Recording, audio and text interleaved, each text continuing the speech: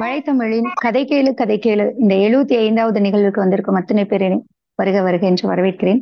ரொம்ப ஒரு அருமையான நிகழ்வு. 75 நிகழ்வுகள் 71 தொடங்கி மிக சிறப்பாக நடந்துட்டு இருக்கு. இந்த முன்னெடுப்பை செய்திருக்கும் மழைத்தமிழுக்கு நன்றி தெரிவித்துக் கொண்டு நிகழ்வுக்குள் செல்லலாம். இன்னைக்கு நம்ம பார்க்க போறது மீண்டும் ஒரு புத்தக வாசிப்பு. ஒரு புத்தகத்தை நம்ம எப்படி வாசிக்கணும், முதல்ல புத்தகத்தை எடுத்த உடனே எங்கிருந்து தொடங்கலாம் அப்படின்னு சொல்லி குழந்தைங்கள்ல இருந்தே நமக்கு அந்த பழக்கத்தை கொண்டு வந்தோம் அப்படின்னா இன்னும் அவங்க வளரும் போது புத்தகங்களை எப்படி வாசிக்கலாம் அப்படின்னு தோணுது. நம்ம ஒரு புத்தகத்தை எடுத்தோம் அப்படின்னா அந்த பின் அட்டையில என்ன இருக்கு, அந்த புத்தகத்தை பற்றிய ஒரு சின்ன ஒரு நோட்ஸ் மாதிரி போட்டிருப்பாங்க. சோ அது கொஞ்சம் குழந்தைங்களை வாசிக்க சொல்லிட்டு ஒரு புரிதலோட இதை பற்றி தான் உள்ள இருக்கு அப்படின்னு நினைச்சிட்டு போலாம். அதுக்கப்புறம் யார் எழுத்தாளர் அப்படின்னு சொல்லி வாசிக்க சொல்லணும். குழந்தைங்களுக்கு நிறைய கதைகள் கேட்டிருப்பாங்க, நிறைய கதைகள் புத்தகங்களை வாசிச்சிருப்பாங்க. யார் எழுத்தாளர் அப்படின்னு கேட்டா தெரியாது. சோ எழுத்தாளரை பற்றி இருக்க அறிமுகத்தையும் குழந்தைங்க படிச்சுட்டு அதுக்கப்புறம் எடுத்து உள்ள வாசிக்க ஆரம்பிக்கலாம். ஒரு வாசிப்பு அப்படிங்கிறது நம்ம குழந்தைங்களுக்கு முதல்ல கதை சொல்ல முடியல அப்படின்னாலும் புத்தகத்துல இருந்து ஒரு கதையை எப்படி வாசிக்கலாம் அப்படிங்கிறத இன்னைக்கு நம்ம இந்த புத்தகத்துல இருந்து பார்க்கலாம். இந்த புத்தகம் அப்பா ஒரு கதை சொல்றீங்களா, பெரிய சாதனைகள் குட்டி கதைகள் அப்படிங்கிற புத்தகம். இந்த புத்தகத்தை Bharathi Puthakalayam books for children வெளியிட்டிருக்காங்க. ஈபா சிந்தன் அவர்கள் எழுதியிருக்காங்க. இவங்க ஏராளமான பெரியவங்களுக்கான புத்தகங்களும் எழுதியிருக்காங்க. குழந்தைகளுக்கான புத்தகங்கள்ல இது முதல் புத்தகம். ரொம்ப அழகா 20 ஆளுமைகளை பற்றிய ஒரு கலந்துரைய ஒரு எப்படி சொல்றது, அப்பாவும் மகளுக்குமான ஒரு உரையாடல் வடிவில் கொடுத்திருக்காங்க. ரொம்ப ரொம்ப முக்கியமா நிறைய பெண் ஆளுமைகளை பற்றி கொடுத்திருக்காங்க. ரொம்ப மகிழ்ச்சியா இருக்கு. இன்னைக்கு நம்ம பார்க்க போறது உலகின் முதல் காரை ஓட்டிய முதல் பெண் பெர்தா பென்ஸ் அப்படிங்கிறவங்களை பத்தின ஒரு உரையாடல், அப்பாவும் மகளும். சோ நம்ம இன்னைக்கு பெரும்பாலும் கார் ஓட்டுறவங்க யாரு அப்படின்னு பார்த்தோம்னா ஆண்களாகத்தான் இருக்காங்க.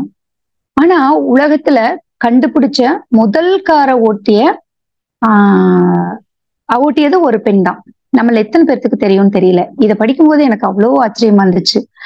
ஒரு தைரியம் அப்படிங்கிறது இன்னைக்கு நம்ம சொல்றோம், ஏதோ ஒரு விஷயத்துக்கு தைரியம் அப்படின்னா ஆண்கள் ரொம்ப தைரியமா இருப்பாங்க அப்படின்னு சொல்லிட்டு. ஆனா முதல் காரை ஓட்டுறதுக்கு எவ்வளவு முதல் தடவையா ஒரு புதுசா ஒண்ணு கண்டுபிடிச்சு அதை ரோட்ல ஓட்டிட்டு போறதுக்கு எவ்வளவு ஒரு தைரியம் வேணும். அந்த தைரியம் பெர்தாவோட கணவருக்கு இல்ல. கார்ல் பென்ஸ் அவருதான் காரை கண்டுபிடிக்கிறாரு, அவருக்கு அந்த தைரியம் இல்ல. ஆனா இவங்க ஓட்டுறாங்க. இதை ஒரு உரையாடல் வடிவில ரொம்ப அழகா கொடுத்திருப்பாரு. சோ அந்த உரையாடலை அப்படியே நான் வாசிச்சு காமிக்கிறேன். அப்பாவும் மகளும் உரையாடிய உரையாடல். யானிலா அப்படிங்கிறதுதான் சிந்தன் அவங்களோட பொண்ணு பேரு. இப்ப சிந்தனும் எழுத்தாளர் சிந்தனும் அவங்களோட பொண்ணும் உரையாடுறாங்க. யானிலா கேக்குறாங்க, அப்பா இன்னைக்கு நான் ஒரு கதை சொல்லட்டுமா? அப்பா சரி சொல்லேன். யானிலா, ஜெர்மனியில் 1949 பெர்தா என்பவர் பிறந்தார். அவர் வளர்ந்து கார்ல் பென்ஸ் என்பவரை திருமணம் செய்தார். கார்ல் பென்ஸ் ஏழையாக இருந்தார். ஆனால் அவருடைய மனைவி பெர்தாவிடம் நிறைய பணம் இருந்தது. கார்ல் சும்மாவே இருக்க மாட்டார். எதையாவது புதிதாக கண்டுபிடிக்க வேண்டும் என்று ஆசைப்பட்டார். ஆனால் அவரிடம் காசே இல்லையே. அதனால் அவருடைய மனைவி பெர்தா காசு கொடுத்து உதவி செய்தார். அப்பா, அப்படி என்னதான் கண்டுபிடித்தார்? யானிலா, குதிரை இல்லாத வண்டி. அப்பா, என்னது குதிரை இல்லாத வண்டியா? புரியலையே. யானிலா, ஆமா, இப்போ எல்லாம் குதிரை வண்டி தான் ஒரே வாகனம். எங்க போக வேண்டும் என்றாலும் பணக்காரர்கள் குதிரை வண்டியில் தான் போவார்கள், ஏழைகள் நடந்தே போவார்கள். கார்ல் பென்ஸ் ஒரு வண்டியை கண்டுபிடித்தார். அப்ப எல்லாம் குதிரை வண்டியில தான் போவாங்களாம். ஏழைங்கள்லாம் கொஞ்சம் வசதி இல்லாதவங்க எல்லாம் நடந்துதான் போவாங்களா. இந்த மாதிரியான போக்குவரத்து எல்லாம் இல்லாத ரொம்ப வருஷத்துக்கு முன்னாடி, அப்ப கார் கண்டுபிடிக்கிறதுக்கு முன்னாடி அப்படியான காலநிலை. அப்பா, அதாவது குதிரையே இல்லாமல் ஓடும் வண்டியை அதானே? யானிலா, அதேதான். அதற்கு அவருடைய மனைவி பெர்தா உதவி செய்தார். அப்பா, காசு கொடுத்துத்தானே? யானிலா, காசு மட்டுமில்லை, நிறைய ஆலோசனைகளையும் கொடுத்தார். இருவரும் சேர்ந்து உழைத்தார்கள். அந்த வண்டியும் தயாரானது. ஆனால் அப்பா, ஆனாலா, ஏதாவது பிரச்சனையா? யானிலா, பிரச்சனைன்னு பெருசா இல்ல. ஆனா கார்ல் பென்ஸுக்கு அந்த வண்டி தயாராகி விட்டதா அப்படின்னு தெரியவில்லை. அப்பா, வண்டியை ஓட்டி பார்த்தால் தெரிந்து விடுமே. யானிலா, ஆமா, ஆனா கார்ல் பென்ஸ் பயந்தாரு. இன்னும் கொஞ்சம் நன்றாக செய்ய வேண்டும் என்று நினைத்தார். வண்டியை ஓட்டி பாருங்கள், அப்போதுதான் ஏதாவது பிரச்சனை இருந்தால் தெரியும். பிறகு அந்த பிரச்சனையை சரி செய்யலாம். என்று பெர்த்தா கூறினார். ஆனால் காரல் அதை கேட்கவே இல்லை. அப்பா, ஏன் கேட்கவில்லை? யானிலா, அப்போது ஜெர்மனியின் ராஜாவுக்கு குதிரை என்றால் ரொம்பவும் பிடிக்கும். இந்த குதிரை இல்லாத வண்டியை பார்த்தால் ராஜாவுக்கு கோபம் வருமே. அப்பா, ராஜாவுக்கு ஏன் கோபம் வரும்? யானிலா, குதிரைகளை ஒழிக்கத்தான் காரல் இந்த குதிரை இல்லாத வண்டியை கண்டுபிடித்தார் என்று ராஜா நினைத்து விடுவார். அதனால் காரல் ரொம்பவும் பயந்தார். நாம் சொல்வதை இவர் கேட்கவே மாட்டேங்கிறாரே என்று கவலைப்பட்டார் பெர்த்தா. ஒரு நாள் காலையில் காரல் தூங்கிக் கொண்டிருந்தார். அப்போது மெதுவாக பெர்த்தா வெளியே வந்தார். அந்த குதிரை இல்லாத வண்டியை அப்படியே தள்ளி வீட்டுக்கு வெளியே கொண்டு வந்தார். அப்படியே தெருமுனை வரை தள்ளி கொண்டு போனார். அப்பா, ஏன் தள்ளி கொண்டு போனார்? எனக்கு புரியவில்லையே. யானிலா, சத்தம் போட்டால் காரல் முழித்து விடுவாரே, அதுதானே அப்பா. அப்பா, ஓ சரி சரி சரி. யானிலா, கூடவே 2 மகன்களையும் அழைத்துக் கொண்டு போனார். தெருமுனைக்கு போனதும் அந்த குதிரை இல்லாத வண்டியில் ஏறி உட்கார்ந்தார். முதலாக தெருவில் அந்த வண்டியை பெர்த்தா ஓட்டினார். அப்பா, ஓ, வண்டி ஓடியதா? யானிலா, ஆமாம், நன்றாக ஓடியது. அப்பா, சரி, அந்த வண்டியில் எங்கே போனார்கள்? இந்த இடம் எனக்கு படிக்கும்போது ரொம்ப ரொம்ப சந்தோஷமா இருந்துச்சு. ஒரு பெண் எங்க போவாங்க, ரொம்ப சந்தோஷமா ஒரு இடத்துக்கு கிளம்பி போவாங்க அப்படின்னா அது எந்த இடமா இருக்கும் அப்படின்னு சொல்லி நம்மளை யோசிக்க வச்ச இடம். அப்படி பெர்த்தா எந்த இடத்துக்கு போயிருப்பாங்க? நீங்க யோசனை பண்ணி பாருங்க. முதல்ல ஒரு பெண் ஒரு புதுசான ஒரு விஷயத்த கையாளுறாங்க. அவங்க ஒரு இடத்துக்கு தூரமா பயணம் பண்ணி போறாங்க. அது எந்த இடமா இருக்கும்? கோயிலா இருக்குமா? இல்ல ஏதாவது பக்கத்துல இருக்கிற யாராவது வீட்டுக்கா இருக்குமா? இப்படி எல்லாம் யோசிச்சுட்டு இருக்கிற நேரம் தான் கண்டிப்பாக இன்னைக்கு வரைக்கும் ஒரு பெண்ணுக்கு அவ்வளவு சந்தோஷத்தை கொடுக்கக்கூடிய ஒரு இடம் அவங்க அம்மா வீடு தானே. அங்கதான் போறாங்க. யானிலா, பெர்த்தாவுடைய அம்மா வீடு வரைக்கும் போகலாம் என்று நினைத்தார். கரெக்டா சொல்லிட்டாரு. ராஜி கரெக்டா சொல்லியிருக்காங்க, அம்மா வீடு அப்படின்னு சொல்லிட்டு. ஆனால் போகிற வழியில் சாலையே இல்லையே. அப்போது எல்லாம் சாலை என்று எதுவும் இருக்காது தானே. கரெக்ட் தானே. இப்பதான் ரோடெல்லாம் போட்டிருக்காங்க. அப்பெல்லாம் குதிரை வண்டி மாட்டு வண்டி போறதுக்கெல்லாம் ரொம்ப சமப்படுத்தி எல்லாம் வச்சிருக்க மாட்டாங்க இல்லையா. ஓரளவுக்கு மண்ணை கொஞ்சம் மேடு பள்ளம் இல்லாம பண்ணி வச்சிருப்பாங்க. அது கூட பெரும்பாலான இடங்கள் இருக்காது. முக்கியமா போயிட்டு வர இடத்துல இருக்கலாம். ஆனா இவங்க போற வழி அவங்க அம்மா வீடு. இவங்க போற வழி ராஜா போற வழியா இருந்தா மேபி அது கொஞ்சம் சரி பண்ணி வச்சிருந்திருக்கலாம். அதனால குண்டும் குழியுமா இருக்குது. குதிரை போகிற வழியில் சேரும் சகதியுமாகத்தான் இருந்தது. ஆனால் பெர்த்தா அழகாக வண்டியை ஓட்டினார். ஒவ்வொரு ஊராக தாண்டி போனார். போகிற வழியில் மக்கள் ஆச்சரியமாக பார்த்தார்கள். சிலர் அந்த வண்டியை பார்த்து ஓடி வீட்டுக்குள் ஒளிந்து கொண்டார்கள். அப்பா, ஏன் ஒளிந்து கொண்டார்கள்? யானிலா, உங்களுக்கு தெரியாதா அப்பா? தெரியாதே. அவர்கள் குதிரை இல்லாமல் எந்த வண்டியும் அதுவரை பார்த்ததே இல்லை தானே. அதனால் இங்கு ஏதோ ஒரு பேய் வண்டி வருகிறது என்று நினைத்தார்கள். ஐயோ, பேய் வருது, ஐயோ, பிசாசு வருது என்று கத்திக்கொண்டே பயந்து ஓடினார்கள். ஆனால் பெர்த்தா கவலைப்படாமல் வண்டியை ஓட்டினார். சில ஊர்களில் வண்டியை நிறுத்தி கொஞ்சம் துடைத்தார். அப்பா, எதற்காக துடைத்தார்? எனக்கு புரியவில்லையே. யானிலா, அந்த வண்டியை பார்த்து யாரும் பயப்படக்கூடாது என்று நினைத்தார் பெர்த்தா. அப்போதுதானே அந்த வண்டி பிரபலமாகும். அதற்குத்தான். அப்படியே வண்டி போய்கொண்டே இருந்த இடத்தில் இருந்தாலும் ஒரு வண்டியை திடீரென்று போய்கொண்டிருந்த நேரத்தில் அந்த வண்டி திடீரென்று நின்று விட்டது. அப்பா, வண்டியில் ஏதாவது பிரச்சனையா? யானிலா, அப்பா, வண்டி எதற்காக நிற்கும் நீங்கள் யோசித்து பாருங்கள். வண்டியில் பிரச்சனை எல்லாம் எதுவும் இல்லை. வண்டியோட என்ன வேண்டும் என்று அப்பாவிடம் கேட்கிறார். திரும்ப யானிலாவை பேசுகிறார். வண்டியில் பெட்ரோல் காலியாகி விட்டது அப்பா. அங்கே ஒரு மருந்து கடை இருந்தது, அங்கே போனார்.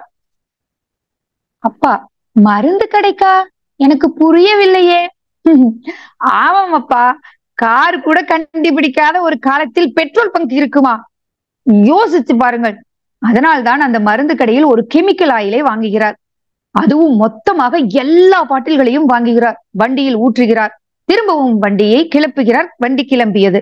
என்னது, வண்டி கிளம்பிடுச்சா? ஆமாம், வண்டி கிளம்பியது. அப்படியே வண்டி போய்கொண்டிருந்தது. வண்டி ரொம்ப சூடானது.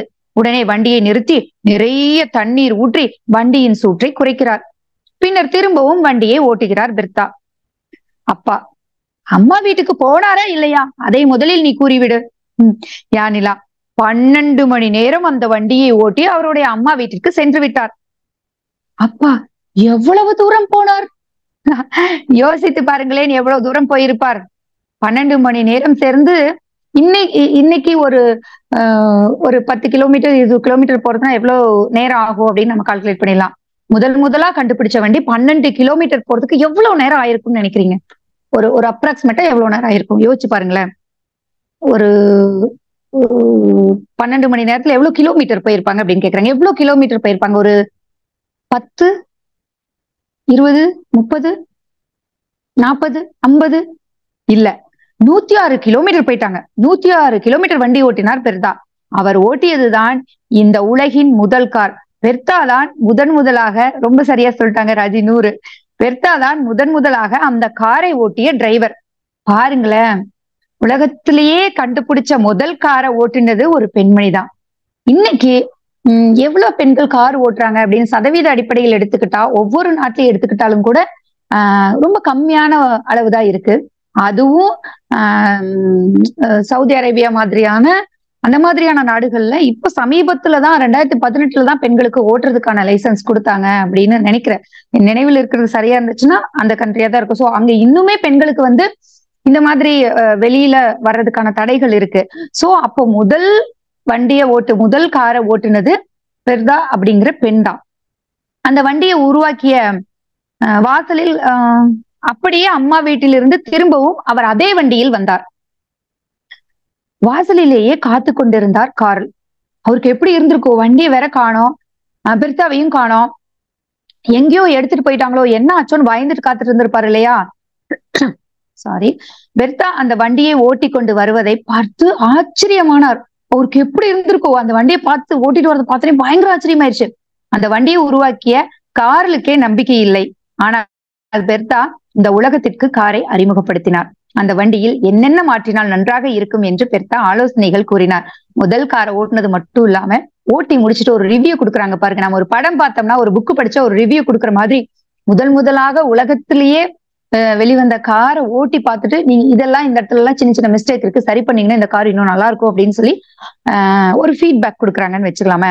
அப்பா அவர் தான் 200 கிலோமீட்டர் ஓட்டி இருக்கிறாரே, அதனால் நன்றாக அவருக்கு தெரிந்திருக்குமே என்ன ஃபீட்பேக் கொடுக்க வேண்டும் என்று அப்படின்னு சொல்றாரு யானிலா. ஆமா, பெர்தா தான் உலகத்திலேயே முதலாக கார் ஓட்டியவர். அவர் ஒரு மருந்து கடையில் ஆயில் வாங்கினாரே, அதுதான் உலகின் முதல் பெட்ரோல் பங்க். ஆஹா, சூப்பர் கதையா இருக்கே அப்படின்னு அப்பா சொல்றாரு. இதோட கதை முடிஞ்சிருது. ஒரு ஒரு ஆளுமையை பற்றி சொல்லும் போது எவ்வளவு அழகா குழந்தைங்களோட உரையாடல் மாதிரி கொடுக்கும்போது அந்த குழந்தைங்க எவ்வளவு அழகா எடுத்துக்குவாங்க அதை அப்படிங்கறது ரொம்ப சரியா பண்ணியிருக்காங்க சிந்தன். இந்த நேரத்துல சிந்தனுக்கு ஒரு பெரிய வாழ்த்துக்களை சொல்லிடலாம், யானிலாவுக்கும். அடுத்ததான் நம்ம வந்து இன்னொரு கதைக்கு போயிடலாம். இப்போ அடுத்த கதை இந்த புத்தகத்துல இருந்து. யார் தாத்தா நீங்க? இந்த புத்தகத்தை எழுதினது நான் தான். இதுல ஒரு 5 கதைகள் இருக்கு. சோ 5 கதையில ஒரு கதை வந்து கதை மழை. கதை அப்படின்னாவே குழந்தைங்களுக்கு ரொம்ப ரொம்ப பிடிக்கும். கதை மழையா பெஞ்சா எப்படி இருக்கும் அப்படின்னு ஒரு கற்பனையில எழுதப்பட்ட கதை தான்.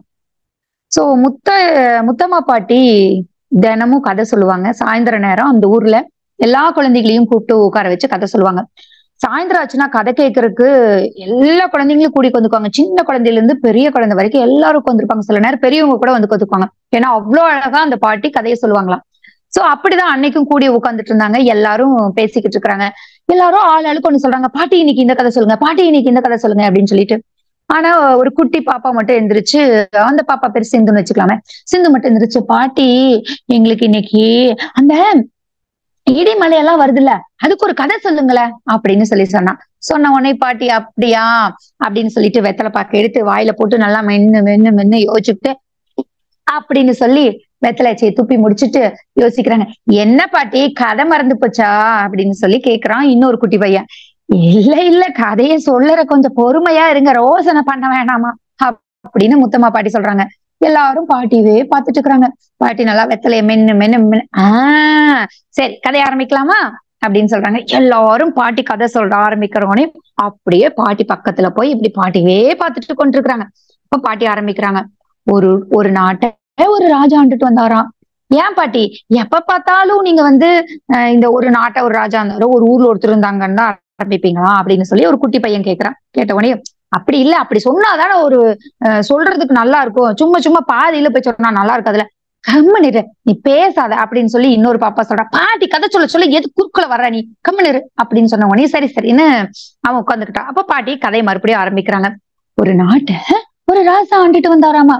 அந்த ராசாவுக்கு ஒரு பெரிய தோட்டம் இருந்துச்சாம். அந்த தோட்டத்தை பாத்துக்கிறதுக்காக 2 பேரை போட்டு வச்சிருந்தாரா. அப்போ அந்த 2 பேரும் கணவன் மனைவி. அவங்க 2 பேரும் அந்த தோட்டத்தை பாத்துக்குவாங்க. தினமும் காலையில எந்திரிச்சு அந்த தோட்டத்துல இருக்கிற எல்லா வேலைகளையும் செய்வாராமா. எல்லா வேலைகளையும் செஞ்சுட்டு இருக்கும் போது ஒரு ஒரு ராஜா வந்து தினமும் பாப்பாரு. அந்த தோட்டத்துல சாயந்தரம் ஆனா நடைப்பயிற்சிக்கு வருவாரு. இவங்க வேலை செய்யறத பாப்பாரு. இவங்க கிட்ட உட்காந்து கொஞ்ச நேரம் பேசுவாரு. அந்த நேரத்துல இந்த தாத்தா வந்து கதையெல்லாம் சொல்லுவாரு. அவரு அந்த வேலைக்கு இருக்காரு இல்லையா, அவர் கதையெல்லாம் நிறைய சொல்லுவாரு. அவருக்கு ஒரு குட்டி பேரன். அந்த குட்டி பேரனுக்கு வந்து இந்திரன்னு பேரு. இந்திரன் என்ன பண்ணா, அவங்க ஊர்ல இருந்து எப்பவும் லீவுக்காக வருவான். பள்ளிக்கூட லீவு விடுவாங்கல்ல, அந்த மாதிரி லீவு நேரத்துல அவங்க ஊர்ல ஒரு வெயில் டைம்ல ஒரு 2 மாசம் வந்து அவங்க ஊர்லயே இருப்பான். அந்த வருஷமும் இந்திரன் வந்துட்டான். தாத்தாவுக்கிட்ட கேட்டுக்கிட்டே இருப்பான் கதை. கதை கேட்கறதுன்னா அவ்வளவு பிடிக்கும். தாத்தாவும் நான் ஸ்டாப்பா கதை சொல்லுவாரு. காலையில எந்திரிச்சதே கதை சொல்லுவாரு, சாப்பிடுறப்ப கதை சொல்லுவாரு, வெளியில எங்காவது மரத்தெல்லாம் சுத்தம் பண்ணிட்டு இருக்கிறப்ப அவன் போனானா அப்ப கதை சொல்லுவாரு, சாயந்தரம் கதை சொல்லுவாரு, எந்நேரமும் கதை சொல்லிக்கிட்டே இருப்பாரு. அவனுக்கு அப்படி பிடிக்கும் அவங்க தாத்தாவை. தினமும் கதை கேட்பான். அவன் அங்க வந்து ஒரு 1.5 மாசம் ஆயிடுச்சு. 1.5 மாசத்துல நல்லா குண்டாயிட்டான். புதுக்குன்னு ஆயிட்டான். அவங்க ஃப்ரெண்ட்ஸ் எல்லாம் கிண்டல் அடிக்க ஆரம்பிச்சுட்டாங்க. என்னடா இப்படி குண்டாயிட்ட, நீ ரன்னிங் ரேஸ் எல்லாம் ஓடி வர முடியாது அப்படின்னு சொல்லி கிண்டல் அடிக்க ஆரம்பிச்சுட்டாங்க. இவனுக்கு ஒரே சோகமாயிடுச்சு. உடனே தாத்தாட்ட வந்தா, தாத்தா என்ன எல்லாம் குண்டான்னு கிண்டல் பண்றாங்க தாத்தா அப்படின்னு சொன்ன உடனேயும், அப்படியா, ஆமா நீ கரெக்டா தானே சாப்பிடுற, வந்தப்ப இப்படி இல்லையே, இப்ப எப்படி குண்டான அப்படின்னு சொல்லிட்டு தாத்தா யோசிச்சுக்கிட்டே இருக்கும்போது, ஆமா நான் உனக்கு தினமும் கதை சொல்றேன்னு. ஆமா தாத்தா, தினமும் கதை சொல்றீங்க, அந்த கதையெல்லாம் நீ யாருக்காவது சொல்லுவியா? நான் யாருக்கு சொல்லுவேன், நானே வச்சுக்குவேன், யாருக்கு சொல்லணும், யாருக்கிட்ட போய் சொல்ல முடியும் அப்படின்னு சொல்றான். அடப்பாவி, கதையை நீ யாருக்கிட்டயும் சொல்லினா அப்புறம் கதையெல்லாம் உனக்குள்ள இருந்து நீ குண்டாகாம என்ன பண்ணுவ, நீ கதை யாருக்கிட்டயா சொல்லு அப்படின்னு சொல்லி. அப்படியா, கதை உள்ள இருந்தா குண்டாயிரணுமா, சரி இனிமே நான் சொல்றேன் அப்படின்னு சொல்லி அவங்க ஃப்ரெண்ட்ஸ் எல்லாம் கூப்பிட்டு வச்சு தினமும் தாத்தா சொல்ற கதையெல்லாம் சொல்ல ஆரம்பிச்சானாமா. தாத்தா அது வரைக்கும் சொன்ன கதையெல்லாம் சொல்ல ஆரம்பிச்சானா. எல்லாரும் ரொம்ப ஆர்வமா உட்காந்து கேட்டுக்கிட்டே இருந்தாங்களாம். அப்போ கொஞ்சம் கொஞ்சமா வெயிட் குறைஞ்சிட்டே வந்து பழையபடி ஆயிட்டான் இந்திரன்.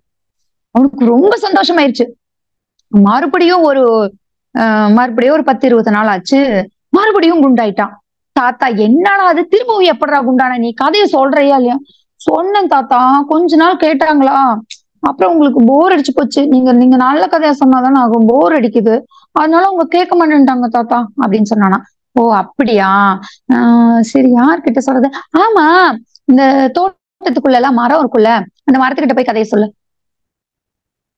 மரத்துக்கிட்ட கதையை சொல்லு. போங்க தாத்தா, மரம் கதை கேட்குமா அப்படின்னா. நீ சொல்லி பாரு, ஒரு மரத்துக்கிட்டே போய் கதை சொல்ல அப்படின்னு சொல்லி தாத்தா சொல்றாரு. இது நல்லா இருக்கே, ஆனா மரம் கதை கேட்குமான்னு தெரியலையே. சரி போய் சொல்லிதான் பாக்கலாமே, தாத்தா சொல்றாரு அப்படின்னு சொல்லிட்டு அந்த அன்னைக்கு முதலா ட்ரை பண்ணலாம்னு சொல்லிட்டு ஒரு மரத்துக்கு பக்கத்துல போய் உட்காந்து அந்த மரத்தை தொட்டு தொட்டு நீவிட்டு அந்த இலையெல்லாம் அப்படியே வருடி கொடுத்துட்டு கதை சொல்ல ஆரம்பிக்கிறான். அந்த மரம் அப்படியே அசைஞ்சுக்கிட்டே இருக்குது. அவனுக்கு அந்த மரம் கதை கேட்கிற மாதிரியே இருக்குது. இவன் வந்து ஒரு இடத்துல நிறுத்துறப்ப அப்படின்னு கேட்கிறப்பெல்லாம் அந்த மரம் இப்படி ஆடுற மாதிரி இருக்கு. அப்போ மரம் கதை கேட்குது அப்படின்னு சொல்லிட்டு இவன் ஒரு இடத்துல மட்டும் இல்ல, அங்க இருந்த ஒவ்வொரு மரத்துக்கா போய் தினம் கதையா சொல்ல ஆரம்பிச்சான். கொஞ்ச நாள் கழிச்சு அவன் அப்படியே பழைய மாதிரி ஒல்லி ஆயிட்டான். அவனுக்கு பயங்கர சந்தோஷம். ராஜா அப்பப்ப சாயந்தர நேரம் வருவார் இல்லையா, சோ வாக்கிங் வரும்போது அப்படியே அவங்களெல்லாம் பாப்பாரு, பார்த்து பேசிட்டு போவாரு. அப்போ இந்த ராஜா வந்து இவன் வந்து மரத்துக்கிட்ட கதை சொல்றதை எல்லாமே பாப்பாரு. மரத்துக்கிட்ட உட்காந்து என்னமோ பேசிக்கிட்டே இருக்கான் போல இருக்குன்னு நினைச்சிட்டு போயிருவாரு.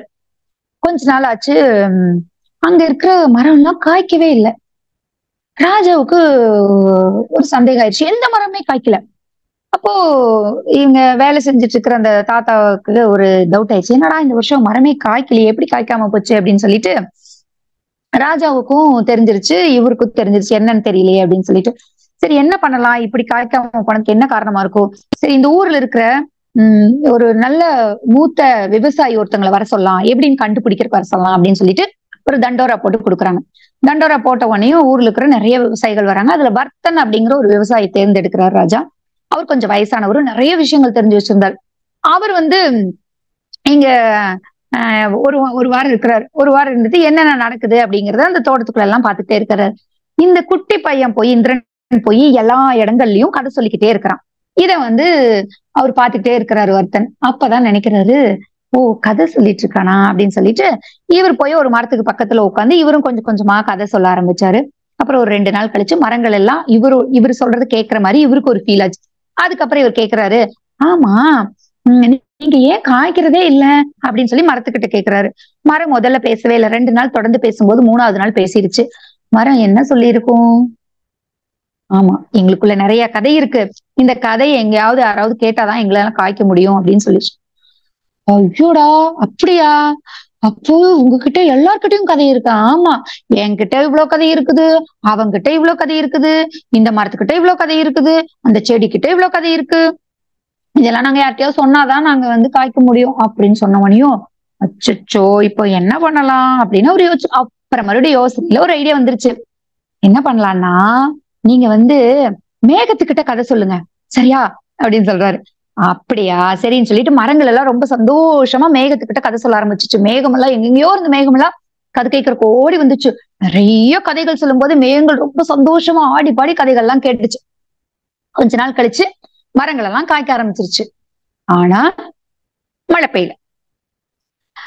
மழை பெய்யல உடனேயும் மக்கள் எல்லாம் போய் சூரியனுக்கு பொங்கல் எல்லாம் வச்சு சூரியன் கிட்ட முறையிடுறாங்க. இப்படி மழை இல்லாம இருந்தா நாங்க என்ன பண்றது? உனக்கு வருஷம் வருஷம் பொங்க வைக்கிறோம்ல, நாங்க எங்க போவோம் அப்படின்னு சொல்லிட்டு வைக்கிறாங்க. கேக்குறாங்க, சூரியன்கிட்ட போய் கேக்குறாங்க. சூரியன் இதெல்லாம் கவனிச்சுட்டே இருந்து, ஆமா இல்ல இவ்வளவு நாளா மழை இல்ல, என்ன பண்ணுவாங்க மக்கள் அப்படின்னு சொல்லிட்டு போய் மேகத்துக்கிட்ட கேக்கு, ஏன் நீ இப்படி பண்ற? மழை பெய்ய வேண்டியதுதானே, நீ ஏன் உன் தண்ணி எல்லாம் உள்ளே வச்சுக்கிட்டு இருக்க, கொட்டிட வேண்டியதுதானே அப்படின்னு சொல்லி கேட்டுதான். ஐயோ, எங்களுக்கும் ஆசைதான், ஆனா எங்களுக்குள்ள நிறைய கதை இருக்கு. அந்த கதையெல்லாம் யாராவது கேட்டாங்கன்னா நாங்க வந்து மழையா பெய்ய முடியும் அப்படின்னு சொல்றாங்க. ஐயோ, சூரியன் யோசிக்கிறாரு, என்ன பண்ணலாம் அப்படின்ட்டு. ஒரு ஐடியா பண்ணலாம். நீங்க என்ன பண்றீங்க தெரியுமா? உங்க கதையெல்லாம் தண்ணி வழியா மண்ணுக்கு அனுப்பிச்சிருங்க, சரியா அப்படின்னு சொன்ன உடனே, ஐயோ இவ்வளவு நாளே இந்த யோசனை தோணவே இல்லையே, சரி ஓகே மண்ணுக்கு அனுப்பிச்சிருன்னு சொல்லிட்டு எல்லா கதைகளையும் மண்ணுக்கு அனுப்பிச்சிருச்சு மழை வழியா. அப்படின்னு சொன்ன உடனே ஒரு குட்டி பையன், ஏன் பாட்டி அப்ப மழை பெய்யும் போது தண்ணியில மழை வருமா, கதை வருமா? ஆமாண்ட தங்கம், கதைதான் வரும். ஐயோ, அப்ப நாங்க மலை பக்கத்துல போய் நின்னோம்னா மழை தண்ணியில பட்டு எங்களுக்கும் கதை சொல்லுமா மழை அப்படின்னு சொன்ன உடனேயும், ஆமாண்ட கண்ணா, ஆனா எங்க அம்மா தான் மழையில நனையவே விடுறது இல்லையே, நாங்க என்ன பண்றது, எப்படி கதையெல்லாம் கேட்கறது? நீங்க தள்ளி நின்னு மழை பெய்யும் போது கேட்டீங்கன்னாவே உங்களுக்கு கதை கிடைக்கும் அப்படின்னு பாட்டி சொன்னாங்களா. அப்போ பாட்டி இதோட கதை முடிஞ்சு போச்சா அப்படின்னு சொல்லி ஒரு பையன் கேக்குறான். அது எப்படி முடியும் பாட்டி, நாங்க என்ன கதை கேட்டோம் அப்படின்னு சொல்லி இன்னொரு பையன் வர்றான். என்ன கதை கேட்டீங்க, மறந்துருச்சே பேராண்டி. நாங்க இடி மின்னல் வருது, எப்படி வருது, எதுக்கு வருதுன்னு கேட்டா நீங்க என்னவோ மழை கதையெல்லாம் சொல்லிட்டு இருக்கிறீங்க அப்படின்னு சொல்லி அந்த குட்டி பையன் சொன்னான். ஆமா ஆமா ஆமா, இரு இந்த கதைக்குள்ளதான் இருக்குது, வர வர வர. இந்த இடிமின்னல் எப்ப வரும் தெரியுமா? இந்த பிடிக்காத கதைகள், அறிவியலுக்கு ஒவ்வாத கதைகள், பகுத்தறிவுக்கு ஒவ்வாத கதைகள், பேய் பிசாசு மாதிரியான கதைகள், குழந்தைங்களை பயமுறுத்துற கதைகள், இந்த மாதிரி கதைகள்லாம் அந்த இடிமின்னல்ல வந்துரும், சரியா? ஓ, அதனாலதான் இடிமின்னல் வரும்போது நம்ம வெளியில போக கூடாது சொல்றாங்களா அப்படின்னு ஒரு பேசணும். ஆமாண்டா கண்ணா, இடிமின்னல் வந்தா அந்த கதையெல்லாம் நம்ம கேட்க வேண்டி வரும், எதுக்கு அந்த கதையை கேட்கணும், அதனாலதான் வேணாம்னு சொல்றாங்க. அப்படியா பாட்டி,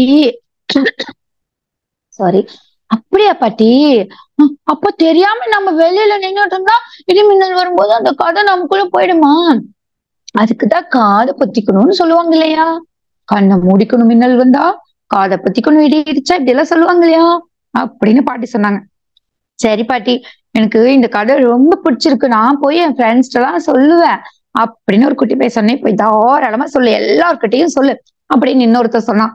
அந்த நேரத்துல பாட்டி வெத்தலை எடுத்து மறுபடியும் போட ஆரம்பிச்சாங்க.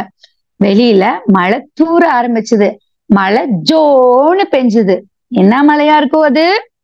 கதை மழை. ஆமா, கதை மழை பெஞ்சது. இதோட கதை முடிஞ்சது. கடைசியா ஒரே ஒரு பாட்டோட இன்னைக்கு நிகழ்வை முடிச்சுக்கலாம் அப்படின்னு நினைக்கிறேன். சரி, என்ன பாட்டு பாடலாம் அப்படின்னா, குழந்தைங்களுக்கு பாட்டு அப்படிங்கிறது எந்த ஒரு கதை சொல்றதாகட்டும், இல்ல சினிமா ஆகட்டும், எந்த ஒரு வடிவத்துல கொடுத்தாலும் கூட இந்த குழந்தைங்களுக்கு பாடல் அப்படிங்கிறது அவ்வளவு பிடிக்கும். நம்ம பிறப்பு முதல் இறப்பு வரை நம்ம கூட இருக்கிறது இந்த பாடல்கள் அப்படின்னு சொல்லலாம். பிறந்த உடனேயும் தாலாட்டு பாட்டு, அதுக்கு முன்னாடி வளைகாப்பு பாடல், தாலாட்டு பாடல், கடைசியில ஒப்பாரி பாடல், இதுக்கிடையில அத்தனை பாடல்கள் இருக்கும். அப்போ இந்த பாடல்கள் குழந்தைகளோடவே இன்னும் பயணம் பண்ணுது அப்படின்னு சொல்லலாம். அளவள்ளியப்பா ஏராளமான பாடல்கள் எழுதியிருக்காரு. இன்னைக்கு நான் சொல்ற ஒரு பாட்டு ரொம்ப ஒரு அருமையான ஒரு பாட்டு, குப்புசாமி பண்ணையில. நம்ம வந்து ஒரு பாட்டு வேற ஒரு மொழியில எழுதப்பட்ட பாட்டு, இல்ல வேற ஒரு பெயர் போட்டு குழந்தைகளுக்கு புரியாத ஒரு பெயர் போட்ட பாட்டா இருக்கும் பொழுது நம்ம மொழிக்கு ஏத்த மாதிரி, நம்ம கலாச்சாரத்துக்கு இந்த மாதிரி ஏத்த மாதிரி சில விஷயங்களை மாத்திக்கலாம். சோ அந்த மாதிரி நிறைய கதைகள்லயும் சின்ன சின்ன இடங்கள்ல நான் மாத்தி சொல்லுவேன். சோ இந்த பாட்டுல அப்படிதான் பேரை மாத்திருக்கேன். சரி, நம்ம இப்ப பாட்டுக்குள்ள போலாம்.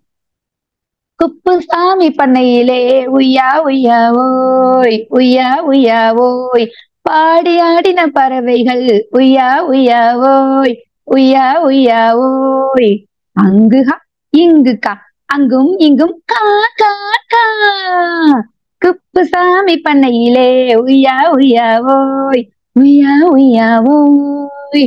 அடுத்ததா என்ன வந்திருக்கும்? ஓடி திரிந்த பூனைகள் உய்யா உய்யா ஓய், உய்யா உய்யா ஓய், அங்கு மியோ இங்கு மியோ அங்கும் இங்கும் மியோ மியோ மியோ, குப்புசாமி பண்ணையிலே என்ன பண்ணுச்சு அடுத்தது?